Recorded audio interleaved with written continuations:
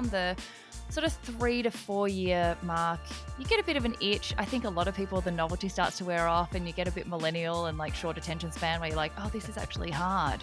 Oh, like I actually have to not just start a business with a good idea, but like keep it alive. And I think every business owner is better at what they do when they have breaks and distance from what they do, because you get fresh perspective and you forget about it for a second.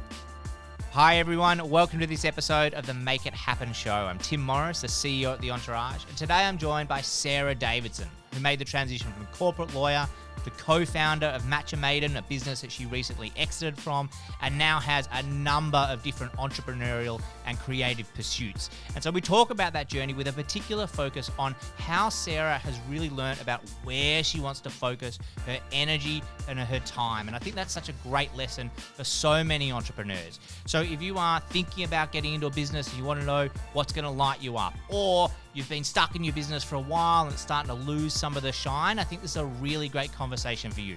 Let's get into it.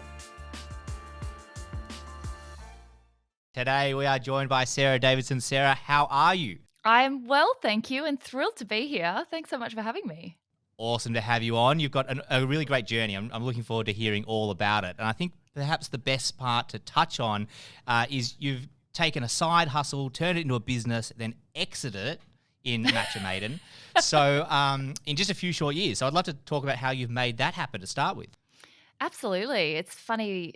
Every time I reflect on it, I still can't believe it's actually happened, because if you'd spoken to me a couple of years ago, I had genuinely, there was a lot of self-congratulation going on because I'd, shed the self-doubt and taken a big leap and walked away from a stable career and all those kinds of things. And I think for a long time, I thought that was the last time I'd ever have to step out of my comfort zone, I've made it in business. This is my purpose. I found my passion. I'm living the dream. But inevitably, once you leave your comfort zone, it catches up with you and you start to need different things. The days of having one career or one big pivot in your life are gone. The world moves so quickly. And so I found the journey with Matcha Maiden was exponential, extraordinarily exciting, such a big learning curve. And then around the sort of 3 to 4 year mark, you get a bit of an itch. I think a lot of people, the novelty starts to wear off and you get a bit millennial and short attention span where you're like, oh, this is actually hard. Oh, I actually have to not just start a business with a good idea, but keep it alive. And, that reaching that 5 year mark isn't actually, the stats are against you, a lot of businesses fold at that 5 year mark. So it got a bit hard. And then I realized that was just part of, adapting to going from being the only market competitor, really, pretty much we were first to market, to having a really different landscape. But it wasn't until about 5 years where I realized I kind of have come to see my life, rather than what I thought it was, one big jump into a, dream life and that ends there. And then I do this for the rest of my life. It's a jigsaw puzzle. And at any chapter of your life, you're adding new pieces and getting rid of pieces depending on how you feel in the new circumstances of each year that comes. And I realized a couple of things. Firstly, what the business, as it got bigger and as it scaled, required of me was moving further and further away from what I had started it for.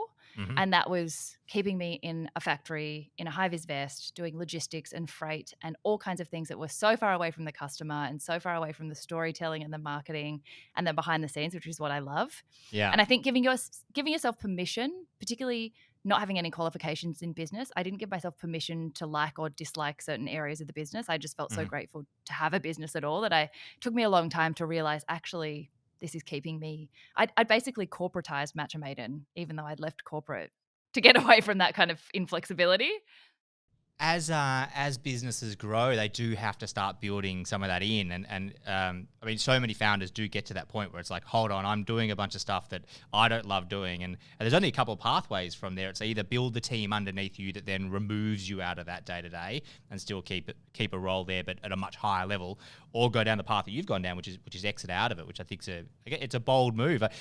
Was there a point where when did you think, oh, I think that might be what I need to do? Yeah, I think it was a gradual agitation for change. It started with the feeling of having something lack day to day, and that was the customer contact and the behind the scenes stuff. And that's when I sort of noticed I started pouring more energy into this Seize the Yay community that I'd started building by accident, where I would talk about all the things that weren't appropriate to share on the business page. Like I always say as an example, if you don't get your matcha, I'm not going to put it on the business page that it's because I'm in the fetal position with my period. Like I'm just not going to say that in that forum. Fair But enough. I think it belongs somewhere, because I think Yeah. other business owners need to hear that you have anxiety or a setback or a failure or a shit day or self-doubt or Hmm. comparison or all that stuff needed to live somewhere. Yeah. So I started to realize like that's where I wanted to be. It couldn't live in the business. So I started building it kind of on the side. And then it was only by Mm. contrast that I was like, ooh, I think I'm better at conversation. I'm better at that early stage, bigger picture life path thing than I am with just selling tea and helping people on, through one interaction, through one product in their life. Then it sort of started to build over months to, well, how do I do that? What is the Mm. forum to make that happen?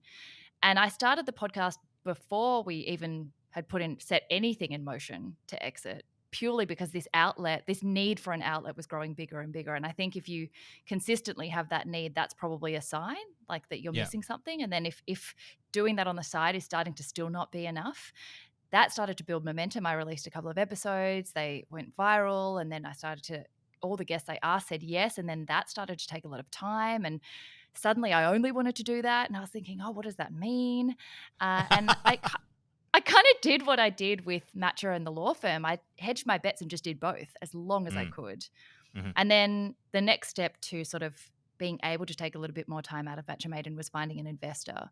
So Mhm. the exit sort of pathway actually started through investment rather than fully exiting.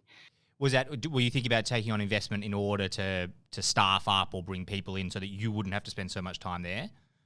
Yeah, it was partly that. It was thinking, well, if we're going to get new staff, what skills are we lacking? Yeah. And we did need more hands on deck to help us with just managing the business. But the big gap was that Matcha Maiden had entered this phase of FMCG businesses where the winging it method doesn't get you very far. Yeah. Like, I mean, you can continually upskill, but there's an area where you start to pitch to the majors and big supermarkets where the numbers are just extraordinarily difficult to keep in your head. And Mm. unless you've got someone in your corner who's been dealing with supermarkets or dealing at that level for years and years and bringing that experience to the table, you could easily sink your business in Yeah. one purchase order. I've had a couple of conversations with people about just that problem. Yeah, like just getting a bit of the math wrong and doing a deal with Coles or Woolies that then actually almost sinks them. And some of them have been around for ages, so I definitely understand that. And I think there's something about the winging it method that allows you to grow into it. Like your business Mm. grows at the same pace as you're able to upskill to meet its demands, which is amazing Mhm. because it's a much more democratic business landscape now and you can do it without going back to do an MBA. But I feel like we hit this point where the next step, there was no small step. The next step Mm. was gigantic. The next step Mhm. was like put your whole life savings into it for one purchase order, for one big new client. And it became like people always say, oh, it was so risky to leave your law job. Actually, it was much riskier 5 years in. Mm. The bigger risks started to come when the figures that we were dealing with were bigger. At the start, it was like I left my job that I could go back to and I spent $4,000 on Matcha. Like it wasn't a huge, in the scheme of life, it wasn't a Yeah. huge risk. But this was like, instead of a mortgage and buying a house, I'm going to use the whole deposit on a purchase. The risks are huge then. Yeah. Yeah. And we didn't feel like we could make those decisions because we didn't have enough money to do more than, say we had three options. One was Coles, one was Woolworths, and one was go overseas. You had to Mhm. pick one of them. And we Yeah. didn't have any knowledge to help us pick that. So we thought if we need anything, we need experience. Mhm. And the main way to get someone experienced is to take them on as a shareholder and get, Mm. kind of partner to go to that next level. Yeah. So that's what we started looking for. And then in the end, they liked the business so much and actually didn't need us as much as we thought. And we were quite happy more than we thought, like probably more ready than we thought to step back from the control freak. This is my baby. I need to be involved in every decision. I can imagine you having this realization. You're like, they don't need me. They don't need me. This is awesome. Yeah. And it's almost like everyone thought we were so tied into the business because there was such a big part of the story and we thought the business would sink if we weren't part of it. And it was actually lovely that it didn't because we didn't think we had given it any kind of durability beyond us. And the fact Yeah. that it stood the test, was lovely. And there was not even a moment. That's when we knew it was the right time. There wasn't even a moment where I was like, are you sure you don't need us? Like, can I please inject myself back into being relevant? It was relief because I thought, Yeah. I I am holding this business back. It is not going to grow any bigger under my guidance because Mhm. I've maxed out my experience in this area and the rest of it is going blindly and I could make one wrong step and sink it. Mm. Whereas these new investors, they only deal in businesses from the 5 to 10 year mark and they've done it Mm. over and over again and they know exactly, they can't be Yeah. blindsided. They have so much and they've got, their portfolio has so much diversification of risks that it's not their only business either. Yeah. So When did the kind of like exit finally complete? How recently was that? December last year. Gotcha. So Okay. quite recent. Yeah, yeah.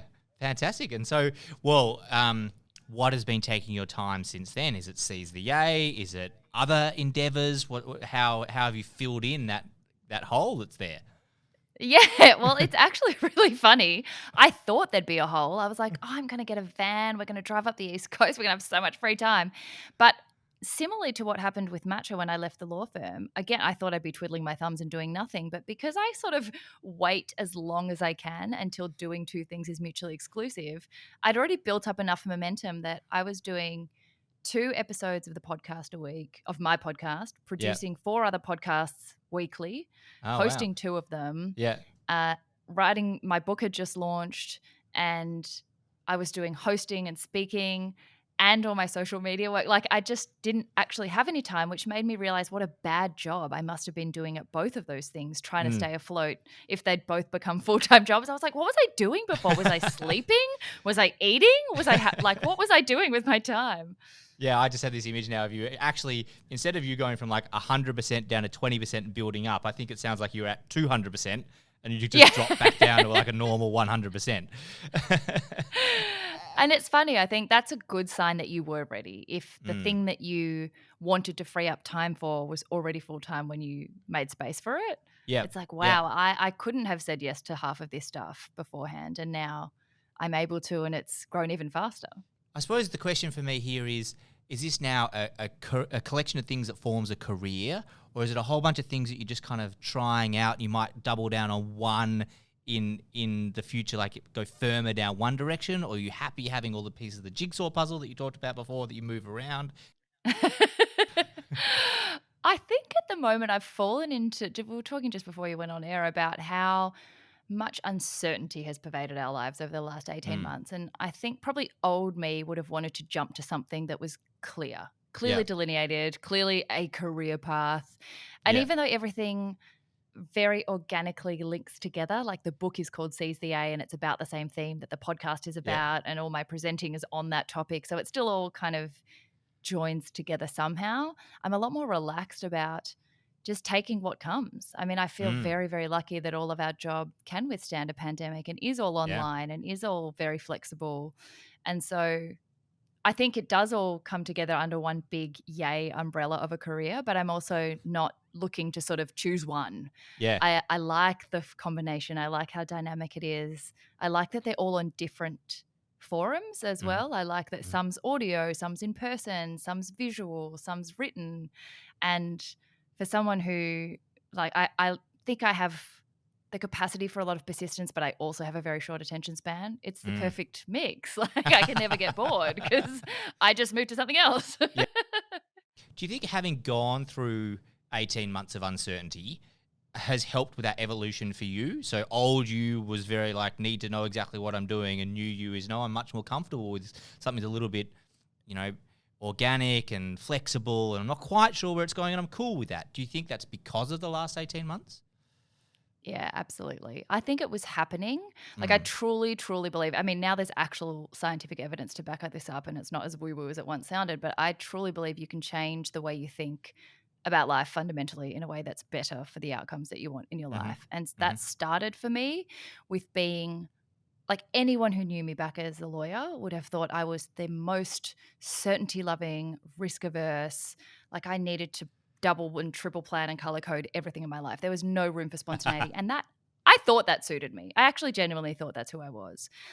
Starting Matcha Maiden showed me that I thrive when I don't do that and when Mm. I am a bit more, have a greater appetite for risk and can let things flow. And I do trust the universe and I do love to just, it's a no unless you ask, and then you get a yes, and then who knows what that leads to. But I still had a little bit of conservative not fear, but a little bit of a need for like, okay, well, at least what's my next project? I don't need to know Mm. when. I don't need to have every single business plan planned out for the next 50 years, but I need some kind of structure. And I think the last 18 months has encouraged me out of even that Yeah. to a much more like possibly a tiny bit reckless, but just just a lot more appreciative of the fact that you can't really plan much, but Mm. sometimes letting go of pre-planned things makes room for things that you never would have allowed yourself to even consider. Yeah. It makes space for that. And we don't give ourselves space. There's no space for anything. Every second is filled. Mm. And it's been really lovely to kind of detach from the need to know what's happening next. And particularly at a time in my life where that's the question everyone asks is, well, you've sold your business, what's next? Well, Mm. you've got married, when's your baby coming? Well, when's book Mm. 3? Like, and I'm the person who would always have an answer. My child is coming in March 2021. Like, I would know the answer, and I'd be like, book 3 is coming now and book 4 is coming now, and now I'm like, don't know, could have triplets 2 years, have no idea. Could adopt a seal. Like, I have no idea what I'm going to do.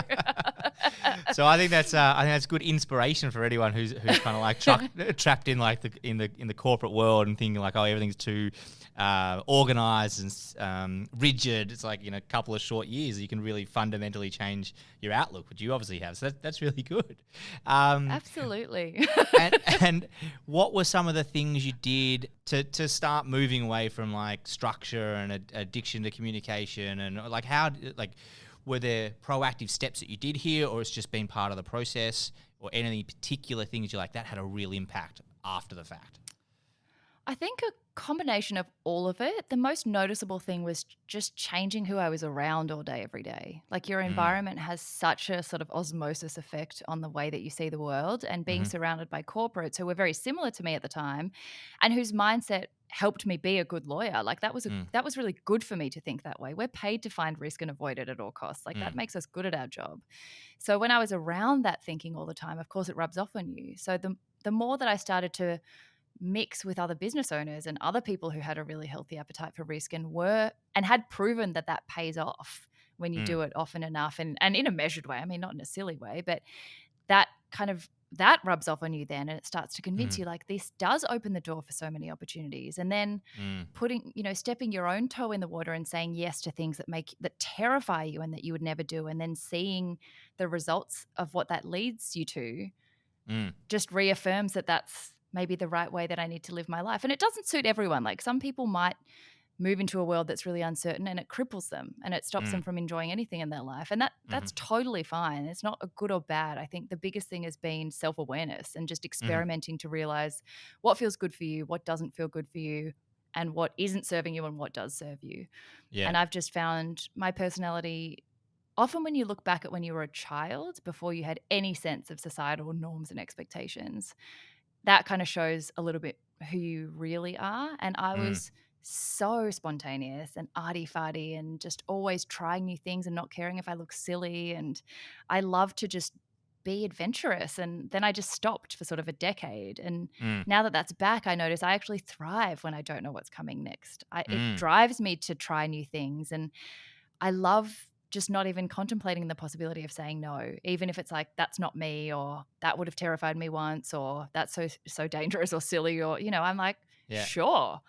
And every time I've done that, even recently, I was telling you, I just spent 5 to 7 days out in the Northern Territory without my phone. Like, we didn't even have clocks. Not only is that terrifying to me, but I'm also not a super outdoorsy person by nature. And we didn't shower for a week. We camped, like, we had swags, and it was amazing when you do stuff that you would not normally do by just saying yes. So the more I've done that, and the more it's expanded the world for me and the people you meet and the conversations you have, it just reinforces for you, like, I want to do that again. I want to do Yeah. something once a year that I would never do. I want to do stuff that's got nothing to do with career progression, but that somehow ends up progressing you anyway, you know? Mm. Well, and we should do more of that. I love that. It's like you may not have seemed like a super outdoorsy type, but when you had spent 7 days out there with no showers in swags, you probably seemed like a very outdoorsy type when you came back. Oh my God. And I'm zero to hero. Like, I will walk the walk. If I was going out there, like, once I got into camping mode, I had that, the camelbacks where you have like the bladder and you Yeah. only drink from like the thing. I was like, back in society, I'm going to have one of these in my handbag. I want to hydrate exactly when I want to hydrate. I'm going to walk around with this thing in my mouth and just sip water from a bladder for the rest of my life. Like I go all out, and my friends know that I do it. So even when I've surfed, like I surf, I love surfing. I'm not very Oh, good so at do it. I. Okay, but I'm not very good at it, right? I just pretend like I come out of the water. I've got like a full wetsuit. I went to Urban Surf recently. I bloody love it. And like I stand up. I'm not terrible, but I get out of the water and I'm throwing shuckers at everyone. And I'm like, the waves were so gnarly. Like I can't do anything halfway. But I'm a dork. Like, yeah, I was so into camping. I was like, I'm going to get my swag out. We're going to camp every weekend. I haven't camped since then. But I just get excited. Great. I think it's a great way to live life. Hey team, it's Jack again. I hope you're enjoying this episode of the Make It Happen show. If you're a business owner who wants to elevate every area of your life, you want to create a vision for your life so compelling that you're literally pulled towards it. You want to create a roadmap that not only ensures you're showing up every day as your best self, but your experience of life is one of fulfillment, happiness, and success. Then you have to join me at the Elevated Entrepreneur Experience. Head to www.the-entourage.com/event, and I look forward to seeing you there. Now, let's get back to the show.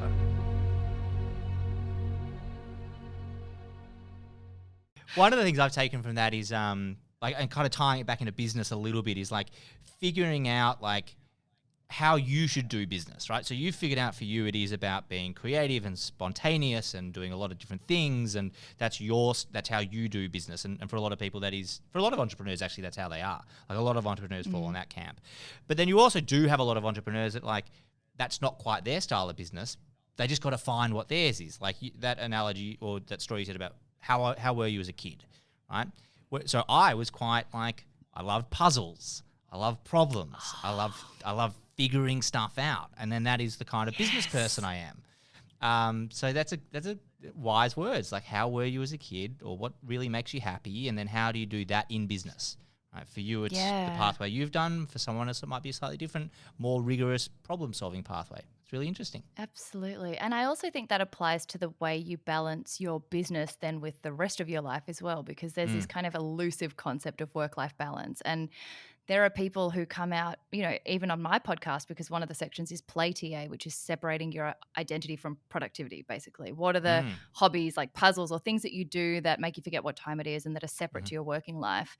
And there have genuinely been people who are, say they love the podcast, they appreciate what I'm trying to do with that section, but there's a blurred line. There's no line.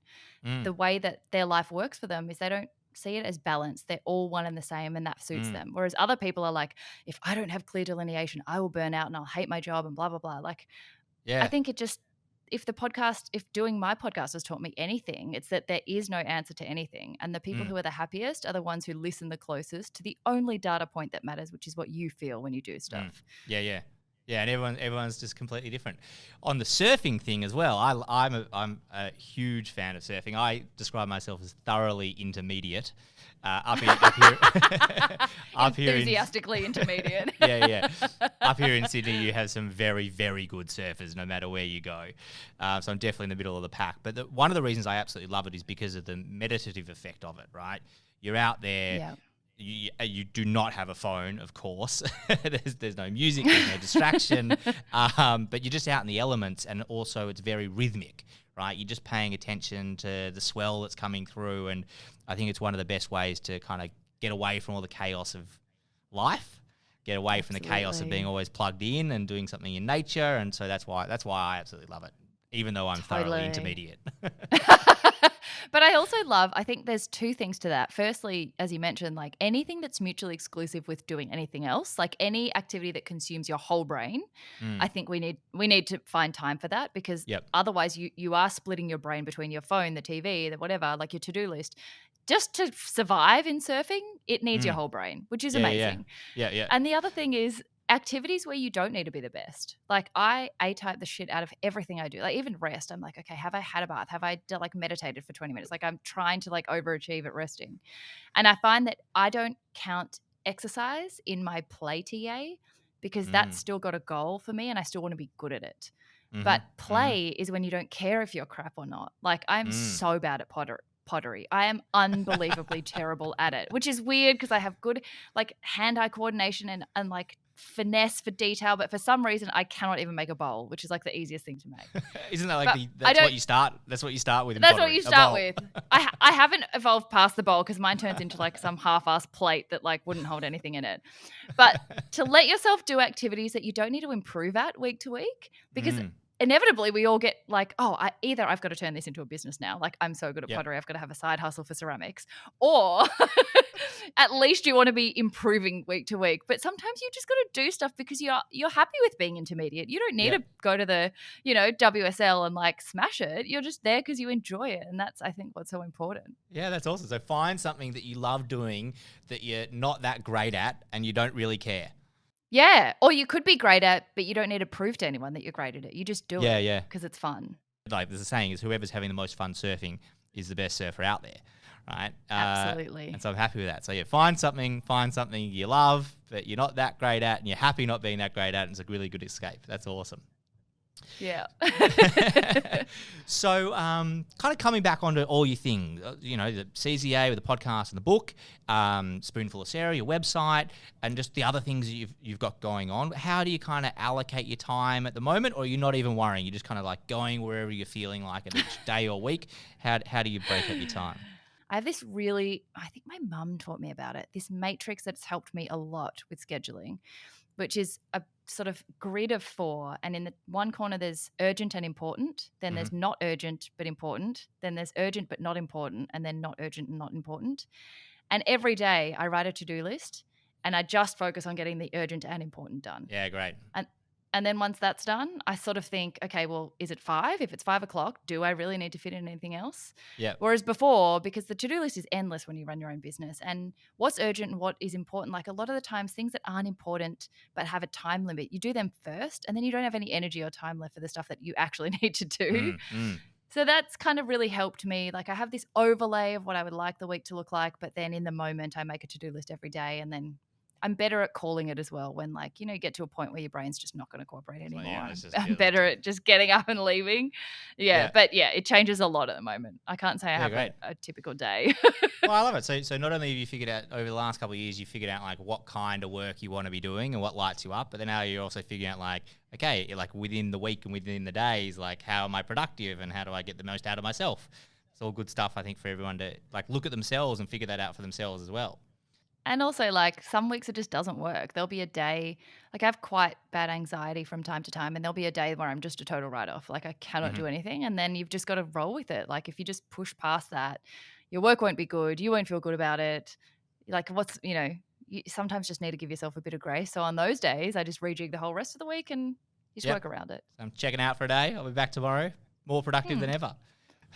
All right, Sarah, I've got a couple more questions here that neither of us have seen. We call it Make It Happen in a Minute. So we've got 5 questions that we just move through it reasonably rapid fire. Don't feel too much pressure here. You ready to go? Ready to go. Although I'm not very good at short answers, so you can cut me off whenever you need to. All right. And I normally am the one that interrupts all the time. So, you may not have actually consumed anything there for a little while, given the exit. But what was your favourite dish or drink at Matcha Milk Bar? Oh my gosh, that's a hard one. I think the vegan egg is the one I'm proudest of. That I think fills the biggest gap. That's been the least has the least equivalence in the world. What is a vegan egg? It is a egg, like it's a perfect poached egg visually that you can cut in the middle and the yolk will ooze out like it would on a normal poached egg, and it has the same amount of protein as a normal egg, but it's all made of plant materials. Great. Awesome. I'm going to go and try one of those out. So much fun. All right. Question number 2, which is touching on a very different topic. What is the hardest part of the book writing process for you? I think self-doubt. I think that most of the way through, you'll have a day where you just think you've absolutely nailed it and you're going to change the world with the wisdom that you're just instilling into every page. And then you go back 5 minutes later and you read it and you're like, that's absolute trash. Like, who am I to write a book? The imposter syndrome is unbelievable. Like, I'm really proud of it now, but most of the time it's so hard not to just scrunch up everything and throw it out because you're so hard on yourself and you know it's Yeah. going to go out to other people and there's all this pressure and you want it to be great and you want it to change lives and you want to communicate exactly what you want to say. And it's hard to do that sometimes. So Mm. I think it's just sticking it out because 70,000 words is longer than most things any of us have ever written. So Mhm. usually you have to get through the self-doubt for like, an essay. But to get through the self-doubt for like Months. 70,000 words is like pages and pages of just sticking, like it's a big mind game Yeah. to the point where I didn't read a single other book that entire time. Oh, really? It's in the book, actually. My strategy is called blinkers. It's like with Yep. racehorses. They can't run a good race if they can see other horses on the field. Yep. And I just needed to block that shit out. I was like, if I see a word that is more eloquent than the way I've said it, I'm going to have a meltdown. So I can't read books for 12 months. It's fine. There you go. Any aspiring authors out there, get ready for the being racked with self-doubt, but push through. Push through. And now it's a pleasure. Now it's amazing. But yeah, in the moment, just stick with it. Yeah. All right. Now the flip side is, what was the best part of the book writing process for you? Oh gosh, two things. First thing was, even if no one ever bought it or ever read it, you have given yourself the greatest gift of being able to go back to that book at any time in your life and have a comprehensive summary of everything that you are, everything you believe about the world, all your views on every topic that you wanted to write about. It's quite a gift to know in 30, 40 years time I'll look back and go, that's exactly who I was at that time in my life. That's extraordinarily exciting. Awesome. And the other thing was, mine came out in stage 4. There were no bookshops. I still just thought my mum printed it out at Officeworks and put it on my table. Like, I didn't actually think I'd launched a book out into the real world. But the messages that come through of people who, like, the whole point for me is I want to break people's autopilot circuit. I don't necessarily need them to change anything in their life as long as they've stopped and thought, is this where I want to be? And if it is, amazing. But if there's small tweaks that you can make that you didn't realize were in your control, then that's absolutely more than I could ever ask for. And getting messages, even one, let alone the thousands that there have been, to say that it tweaked something that improved their life in some measure is like, I could die right now and just be so grateful that I ever had the chance to say words that might do that for somebody. Awesome. It makes all that hard work worth it. That's fantastic. All right, question number 4 is, what did you think you would have grown out of by now, but you haven't? Oh, that's a really good one. I thought I would have grown out. Okay, well, one is sleep eating. I sleep eat. What? Like full, I'll wake up with full avocado skins and a spoon next to my head. That is amazing. I I've thought never that was heard a of that. phase. It's not a phase. And do you know the way we figured it out? And this is so scary to me to think, imagine all the foods that don't have crusts or skins or whatever that I've eaten and not known about in the morning. We figured it out because when I was traveling a lot, just before COVID, the year before COVID, I traveled a lot alone for work. And in hotels, in minibars, I'm not a sweet tooth. I don't really eat chocolate. I would rather cheese. But Yeah. I would wake up with like cherry ripe packets around my head in a hotel room that only I had stayed in and just be like, what is happening to my life? That's how we worked it out. amazing. Have you ever met Haven't anyone grown else out of it. Have you met anyone else that sleep eats? Never. I've met a lot of people who have sleep full conversations or who sleepwalk like out of their house, but no one has consumed actual products, which is a bit terrifying. All right. That was, yes, that's amazing. You haven't grown out of that. But reflecting back on a lot of the things we've covered, in fact, a lot of what you've done is gotten back to the things that you loved when you were younger. So if anything, almost the question is like, what have you grown back into? And sleep eating can still be on the list. Moving on to the last question for now. I've probably got one more, I think. But yeah, final question from here is, if someone wants to move away from just being an entrepreneur to being a funpreneur, right? What's the one thing they need to do to make that happen? Oh, gosh. I think come back to, so quotes really help me. I'm obsessed with quotes. Yeah. And one of the ones that helps me all the time is, if it costs you your peace, it's too expensive. And I think as an entrepreneur, you get very distracted by the bottom line and by the stats of growth and by your year-on-year returns and by your EBIT and by all those kinds of figures that you'd sometimes think is the totality of your life experience as a business person. But if that costs you joy and like time with family and holidays and the things that you value in life, really, what is the point? Even if you love your job, if you get to the end of your life and you've worked and died and had no pleasure along the way, I don't think anyone is going to look back and think, oh, wow, you spent your life in a really, good way. You miss out on so much. Funtrepreneur is where you do still along the way make time for joy, and not just joy that you get out of your work, but joy that's not related to your work. I think every business owner is better at what they do when they have breaks and distance from what they do, because you get fresh perspective and you forget about it for a second. You forget about your to-do list. And I think measuring things not only in terms of output and finances and metrics, and starting to measure your overall life based on fulfillment and joy and having a good time. Not all the time, of course, there are going to be really hard moments, but having that alongside all the other metrics that you have for your life will mean that you'll never look back and regret having worked too hard and not done anything else. Brilliant. I think that's a really great place to leave it, actually. Normally, I ask people what are they looking forward to next, what's on the horizon, but one of the key things I've taken away from this is that actually you should just let it roll. Like, be a bit more organic, be a bit more flexible. And I think that's a really great lesson. We've covered a lot of really great stuff. So Sarah Davidson, thank you very much for being on the show. I've loved having you here, loved the conversation, and good luck with what's ever next. Thank you so much for having me. Thanks for tuning into this episode of the Make It Happen show. I hope you enjoyed the conversation. And it doesn't need to end there. We've actually gone and grabbed a whole bunch of extra resources for you. Behind the scenes footage, videos from this and all the other episodes, as well as show notes that you can grab for free. Just head along to www.the-entourage.com/podcast and you can grab all those extra resources. Thanks for tuning in, and I cannot wait to introduce you to our next guest on the next episode.